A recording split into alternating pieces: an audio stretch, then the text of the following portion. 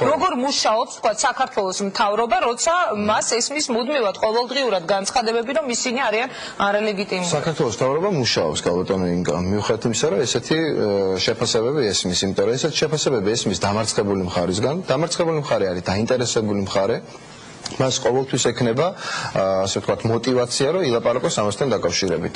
ეს მხარე თან, რომელიც ახლა საუბრობს, არ არის იმ კლასის მხარე მართლაც, კლასერაკიღა დაიწყო ლაპარაკი და არ არის იმ პოლიტიკური, ასე ვთქვათ, კულტურის მხარე, რომელიც ოდესმე აღიარებს დამარცხებას რაიმე ფორმით. დასნიშნავს არ არის იმ კლასის და კულტურის. ეს არის მხარე, რომელიც ყოველთვის ისაუბრებს არჩევნების გაყალბებაზე, რამდენჯერაც დამარცხდება. დამარცხდა უკვე ძალიან ბევრჯერ. იდგა ვარდების რევოლუციის დროს, ვიდრე მე ბატონ დავითს დაუსვავ შემდეგ შეკითხვას.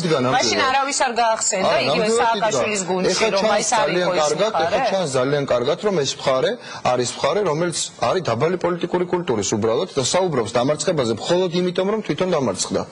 იმიტომ, რომ ეს ახლა რაც მოიტანა ბატონმა დავითმა, უნდა მიეტანათ საოლქო საარჩევნო კომისიაში. აღმოჩნდა, რომ ეს ბატონ დავითის თუ ოპოზიციური პარტიების ცალკეულმა წარმომადგენლებმა კომისიაში ელემენტარულად არ იცოდნენ. ნუ აი არ წაუკითხავთ და არ იცოდნენ.